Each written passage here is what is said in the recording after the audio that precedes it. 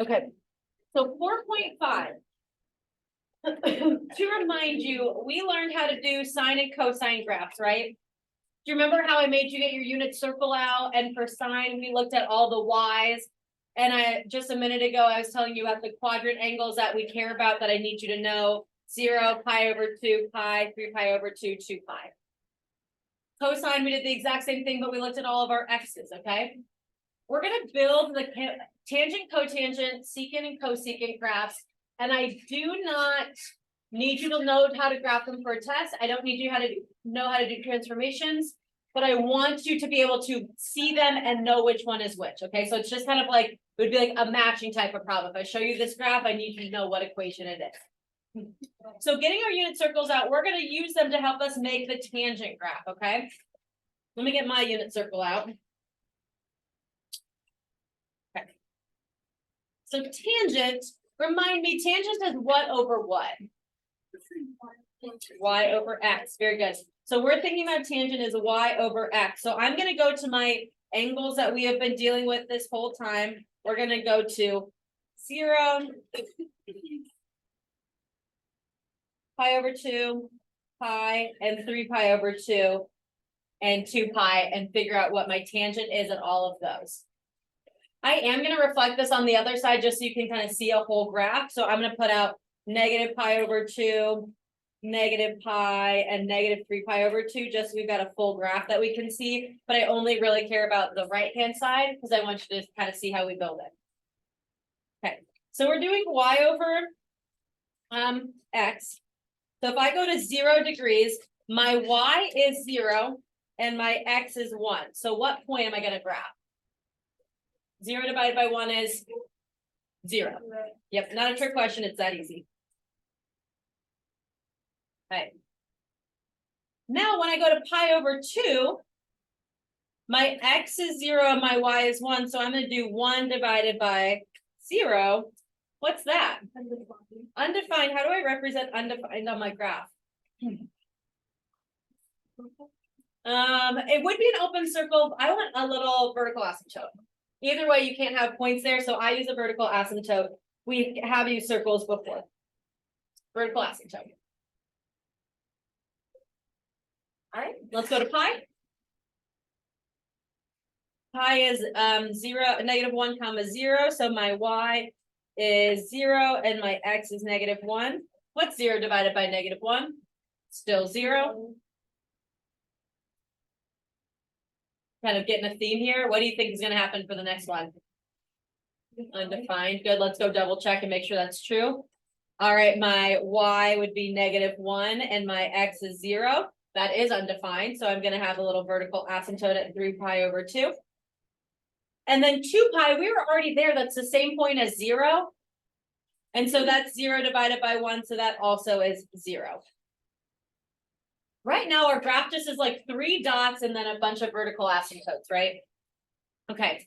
Now, we learned all students take calculus, and that's going to help me figure out where the rest of these lines go. So in the first quadrant, from 0 to pi over 2, right over here, all of those tangents are positive, right? So I'm going to graph my line from 0 going up, and it's going to approach my vertical asymptote, but not cross it. It kind of looks like half a parabola. Okay. At pi over 2 at 90 degrees, there's nothing, so we're going to ignore that. Is my tangent positive or negative in the second quadrant? What's the only thing positive in the second quadrant? Sine. Good. So that means tangent is not positive, so it's negative. So it's going to be down here. Make it a little bit more arced like that. It's going to be down there between pi over 2 and pi, because in the second quadrant, it's negative. Negative. On the x-axis. No, those are real points. Point. Sorry, they look like they might be holes. Full points. In the third quadrant, is tangent positive or negative? Positive. Good. So now I'm going to come up again. Oops, see how I'm starting to repeat what we did? And then in the fourth quadrant, tangent is negative. So it's going to be kind of downwards again.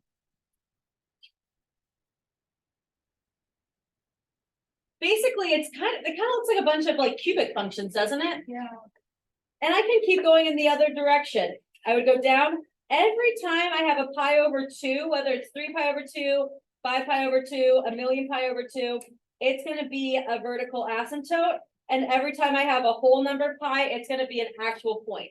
So I have all these like little cubic functions over and over and over and over.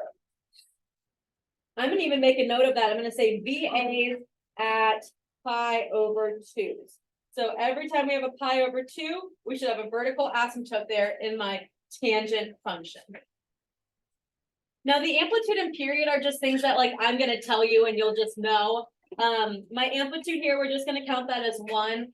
And my period is only 1 pi, just pi. I know I made you go all the way to 2 pi to graph it, but did you notice starting at pi, we like started repeating? So the first thing I did was I went up, then I had a vertical asymptote, then I went down. After pi, I went back up again. So that means I'm repeating the cycle I already did. So my period is just 1 pi here. That's not super important, but I just like to mention that. Okay, that's our tangent function.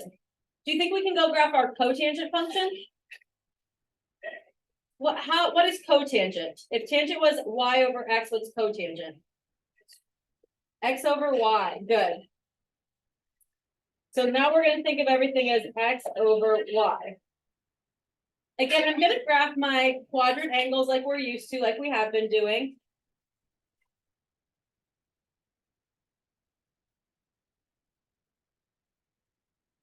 And I am going to graph some negative ones so you can again compare this to tangent and cotangent. So I graph pi over 2, pi, 3 pi over 2, 2 pi. And I will graph a couple negative ones just to keep some consistency.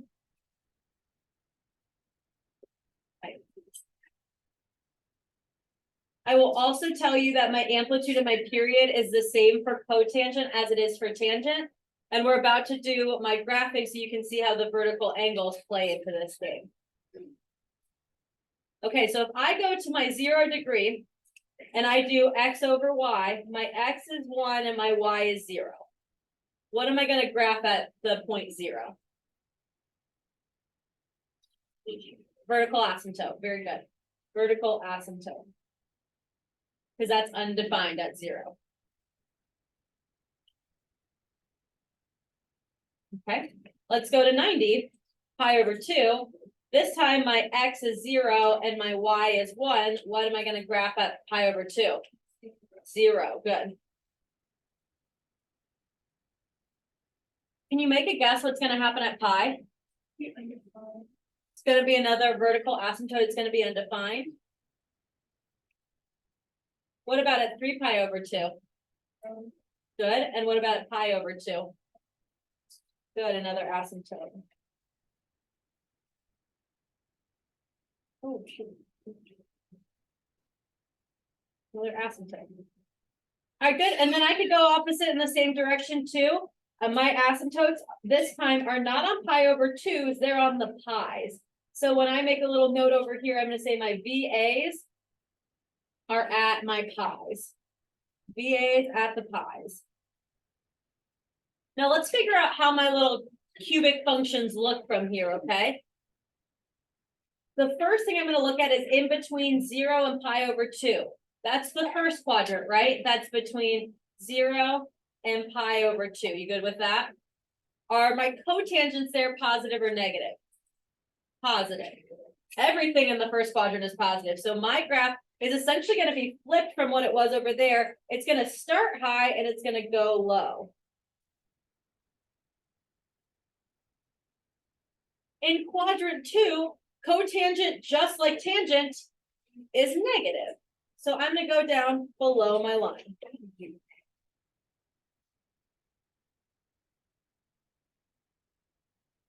And then I could keep walking you through the steps, but that pattern is going to be continuing. So the vertical asymptotes are in different places, and I actually don't need my unit circle right now. Not only are the vertical asymptotes on different places, but now my graphs are backwards. So cotangent is the one that looks like it's backwards. Sine is the one that looks like a cubic function over and over and over. Do you guys kind of see the difference between them?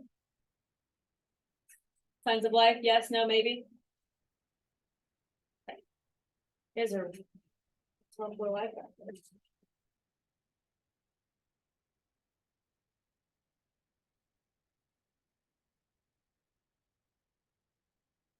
Okay. So the only thing I really care about first tangent and cotangent is like, you could tell me the difference between those two, okay? We feel all right with that? All right, now we're gonna do secant and cosecant, okay? First thing I wanna remind, let's do secant first. Secant is the reciprocal of which function? It's cosine. Cosine. So this is like 1 over cosine. I'm gonna graph cosine either like super lightly in pencil, or I'm gonna do it like in mine, I'm gonna do it in a different color, and then I'll do my secant in a separate color from that. So I'm gonna go do my cosine in like this light gray color, okay? And we remember our cosine graph, right? I'm gonna go from 0 to 2 pi. I've got points at pi and pi over 2 and 3 pi over 2. I'm doing it really terrible.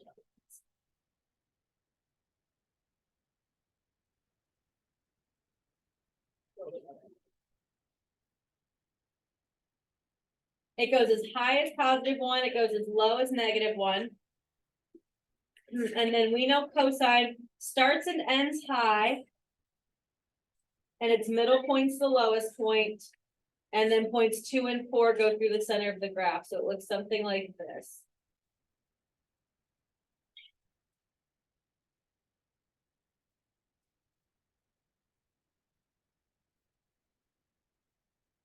You guys okay with my cosine graph? Okay. My secant graph is essentially doing 1 over all of those points. Okay. So the very first one is its y is at 1, so I'm thinking about 1 over 1. Well, it's the same, right? It's the same point, it's 1. So I'm gonna keep that point there. Now, this is where it gets tricky. At pi over 2, my y value there is 0. So pi over 2, I'm essentially doing 1 over 0. What's that? Undefined, make a vertical asymptote there.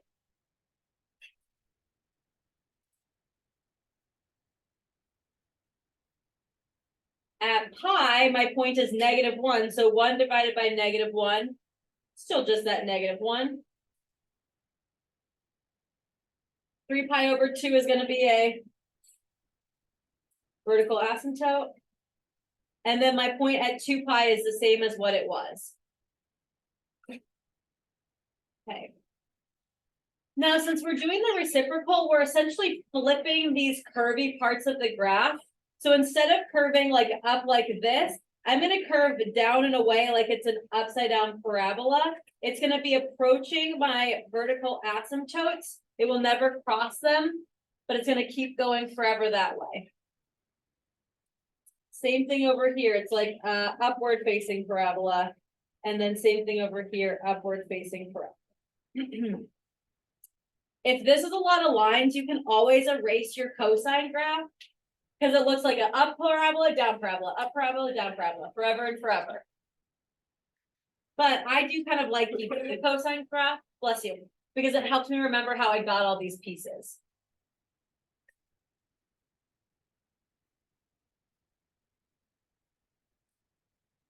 You guys okay with that?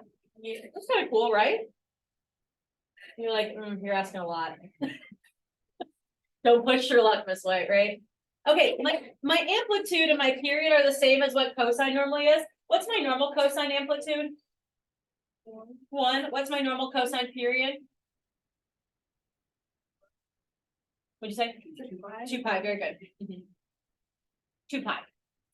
Those should be like ingrained in your head. Amplitude is 1, period is 2 pi. Should know that. Does that come back? No? You said you. He said he was gonna leave. Okay. Hope we made it to the nurse. Okay, let's go do cosecant now. It's the same thing, but now we're gonna graph sine to begin with. So cosecant, we're gonna get out here, we're gonna graph sine. So I'll graph all my little angles.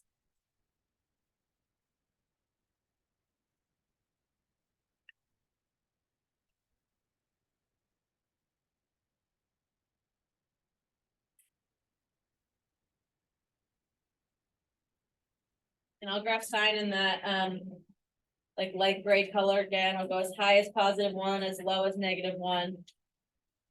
And we know sine goes through the middle of our graph at the first, the last, and the middle point, and then it normally starts by going up, and its fourth point is the lowest.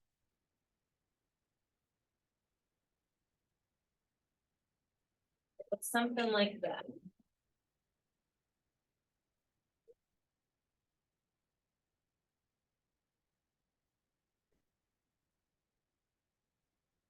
Based on what we did a minute ago, where do you think my vertical asymptotes are gonna be here? High and 2 pi, very good, and 0. Bless you.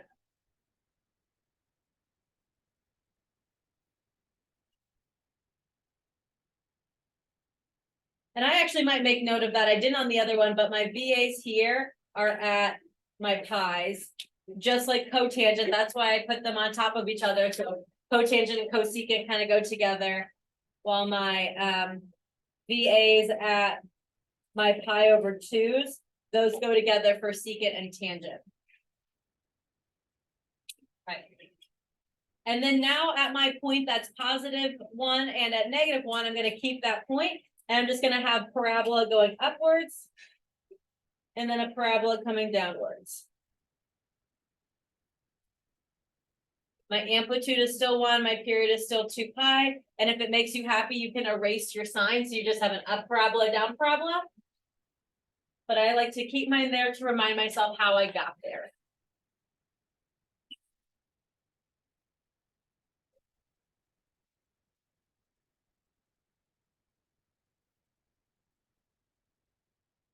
Okay. Now, I could ask you to identify these. The only other thing I can ask you to do is if I were like on like the last problem we did yesterday, instead of saying like 1/2 cosine, I could put like secant in here. And you could tell me all of this same stuff. I will never have you graph those transformations, but you could tell me that it goes up or down or left or right or what the amplitude is. You guys okay with that? So it doesn't matter what trig function I put here. I could put any trig function here and it would still be what we have been doing. The only graphs I will make you do are sine and cosine. Cool. Okay. We'll talk more about that as we review tomorrow. But I've got one more problem I want to sneak in. We're going to go past E, F, G, H, I, J, K. You should have done number 3 on your Zoom call on the e-learning day. If you didn't go back and watch that video, I think it's kind of a weird title. I can go back and label it like e-learning day, that date, so you know exactly what I'm looking for. But we kind of skipped around because we hadn't done the unit circle yet. However, we can do number 2 now. We couldn't do it without the unit circle, so keep your unit circle out. Let's solve this one really quick. It says solve no calculator, so that to me means unit circle. And then this 0 is less than or equal to x, which is less than or equal to 2 pi, means that I want my answers in radians. And I'm giving you the ratio, and you're going to give me the angle, or as many angles that make this true as possible. I've given you easy ones before, like cosine of x equals 1/2, or sine of x equals pi, or 2/2. But this time I gave a secant. Secant is the same thing as 1 over which trig function? 1 over cosine. Cosine equals 2.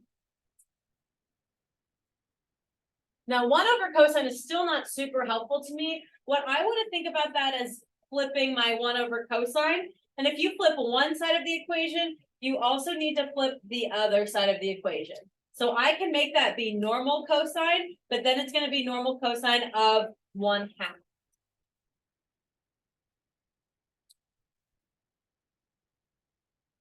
So if you flip one side, you have to flip the other side. What you do to one side, you do to both sides.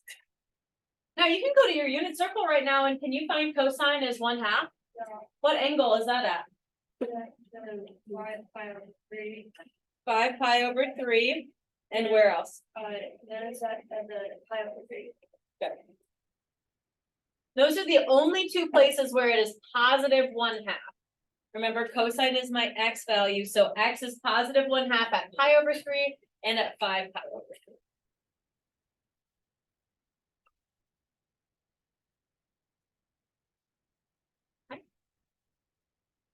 Are we good with that? Similar stuff on the next one, it says cotangent of x equals negative root 3. The only difference is there's no like tangent anywhere on our graph, so flipping it won't be helpful. What is gonna be helpful is remind me cotangent is what over what?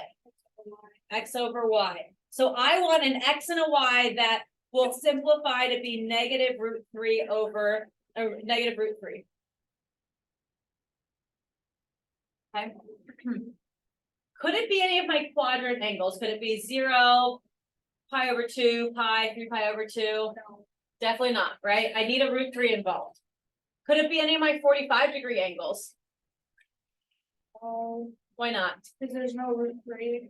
Good, my 45-degree angles are all root 2 over 2, root 2 over 2, so there's no root 3 involved. So it's gotta be either my 30-degree angle or my 60-degree angle. Once I'm here though, my best guess is that I want the root 3 to be in the numerator because I'm ending with that. I don't have any fractions, so that means root 3 needed to have started up top and it's gonna stay up top. There's a negative root 3. That's all right. We'll deal with the negative in a second. That's just gonna matter what quadrant. Which of these points has a root 3 over 2? Is it 30 or 60 degrees where that's your x? The 30, the pi over 6, right? So I want to do my 30 degrees. That will give me negative root 3, or sorry, negative root 3. When I do radical 3 divided by 2 divided by 1/2, that's like multiplying by 2. So that's how I get just my radical. Ava made a point that we need to make sure it's negative. So what quadrant should I be in to make sure my tangent is negative? Where? The third, nope, tan's not negative in the third one. Tan's the only one that's positive in the third one. Maggie, which quadrant? Good, 4 and 2, very good. How did you find out that it was 33? And a guess and check. If I'm gonna divide two numbers, a number multiplied by its reciprocal, and I want to get root 3 out, the radical 3 needs to be the one in the numerator. So the x value needs to be the root 3. Now, if I wasn't sure though, Charlie, I could try both. I could try 30 degrees and I could try 60 degrees, and you'll find out which one works pretty quick. All right, and so what is my 30-degree angle in my Q4 in radians? It's my 30-degree angle in Q4 in radians.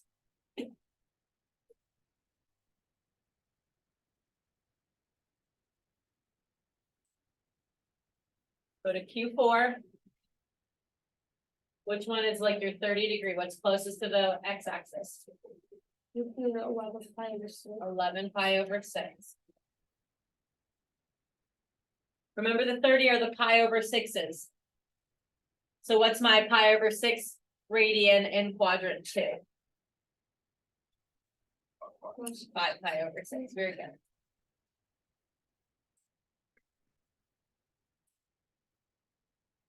All right, got one last one. And I promise it's the easiest one. Tangent of x equals 1. We should probably already know which angle I'm talking about there.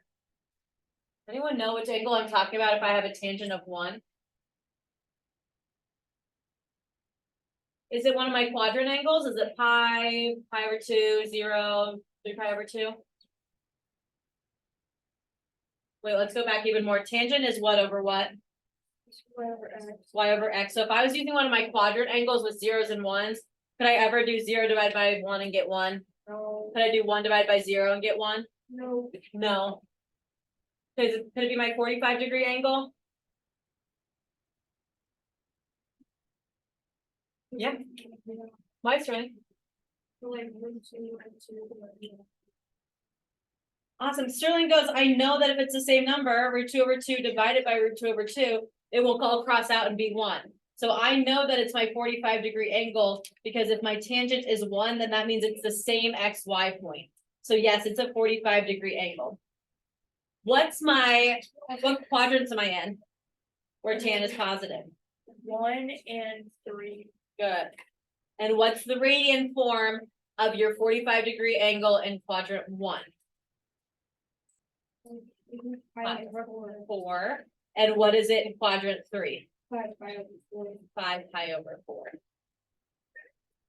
Awesome, okay. I know I taught up right to the bell, but I'm not giving you that 4.5 homework.